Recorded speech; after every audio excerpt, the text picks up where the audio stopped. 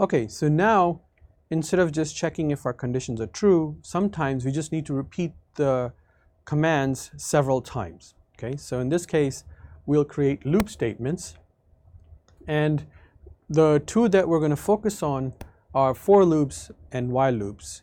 But in practice, really, I've used the for loop probably 95% of the time. Okay, in other programming languages, the while loop might be a little bit more useful. So there are cases that benefit where you might want to use one or the other. So loops can provide a way to repeat codes again, and we're going to use curly brackets to define the beginning and end of the stuff to repeat. Okay? Now for loops is a great way to loop through and perform operations when you know the number of times you need to do it. Okay? So you can tell it for how many times you want to repeat it, and it will just keep doing it for that moment. While loops are a little bit different.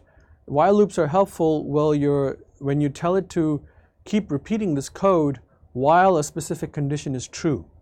So if you don't know how many times you need to run through your code, you might want to just keep a while loop until a certain condition is met. So for example, let's say you want to go through a whole set of values and you want it to stop as soon as you reach something that's, let's say, a value of higher than 100.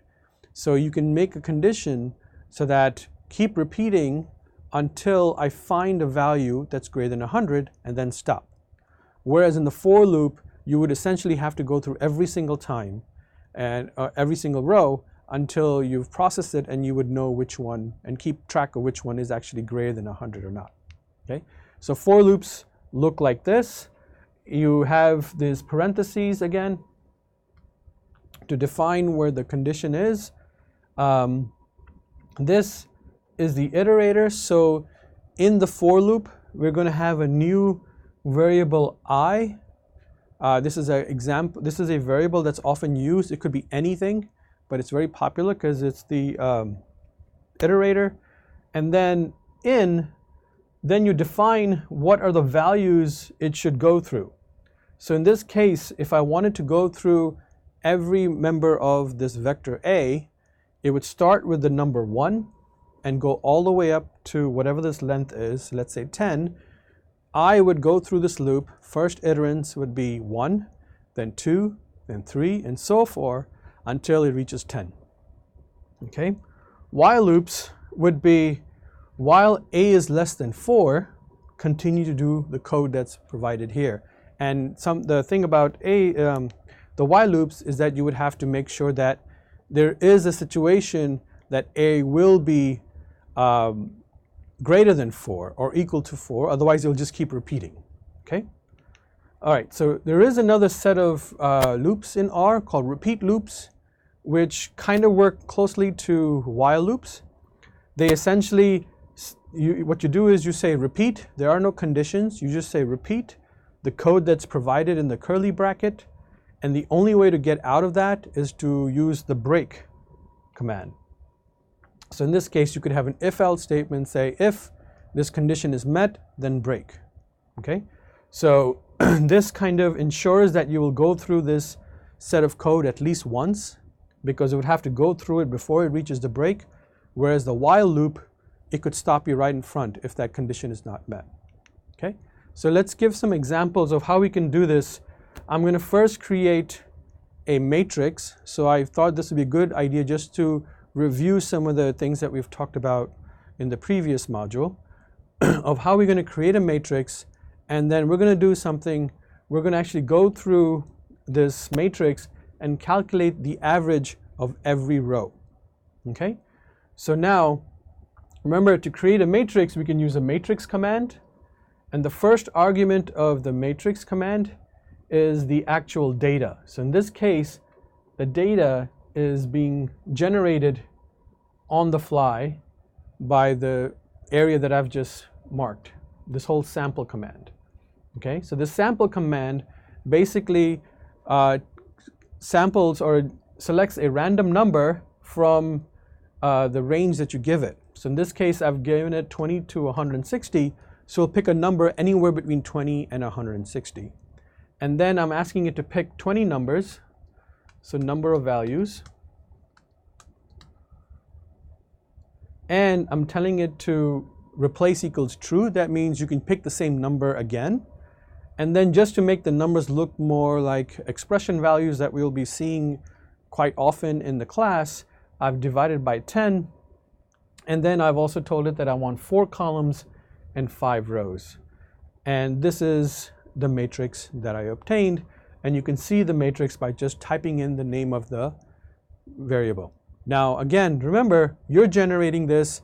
This is a random generator. You're going to get different values than what's presented on this screen here, but the point will be still the same. So now let's say we have this random generated matrix, and we want to calculate the average of every row. Okay? So what we can do is we can start by first creating a for loop. So what I'll do first is I will initialize this variable. So I'm going to call it my row mean. So this is the vector that I'm telling it that it's going to be a numeric vector, and this means that it's empty, right? So it's an empty numeric vector. Okay? So now what I'm going to do is I'm going to initialize it so I can save my results in it. So now here I'm saying for I in 1 to the number of rows of sample data.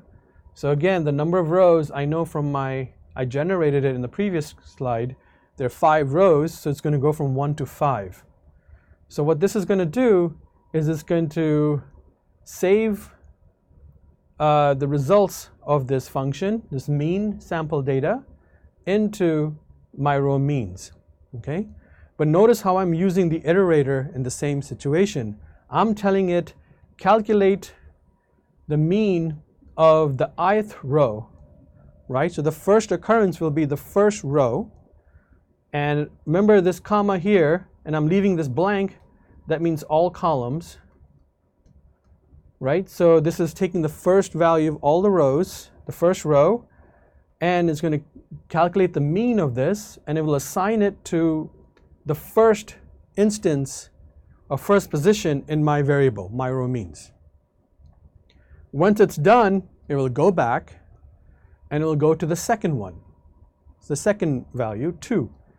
And now in the second position, it will save the results or the average of the second row. And then in the third position, it will save the average of the third row, and so on until it meets all 5. Okay? So this would give us a vector that has the average of all 5 rows. Now how do we do this in the while loop? The while loop is slightly different, but the main work is being done here is the same. But it's just telling it how many times we need to repeat. So here we're saying while my I is less than or equal to the number of rows I have in my sample data. So again, so what I'm essentially saying is why I is less than or equal to 5, right? So I've initialized it here. The first time it runs through the while loop, I is going to be 1. And then when I go to the code, again, assigning the first row, mean of the first row in the first position, this is the important part. I need to make I increase by 1 so that I can now be 2. If I don't do this, it will always be I equals 1, and it'll what we call the infinite loop, a loop that never ends. Okay? There is one character that's being trimmed out of this screen, where it's the end of the curly bracket here. So remember to have that at the end as well. So now when it's done, I will be 2. It'll go up, and 2 it meets this condition. So in the second position, it will save the average of the second row and go on until I becomes 6, and then it's no longer true, and it just won't go into that loop. Okay, so these are 2 different ways of doing the same thing. In R, because we know the number of times we need to repeat something, I end up using for loops. But if I don't know how many times I need to go, I'll end up using a while loop.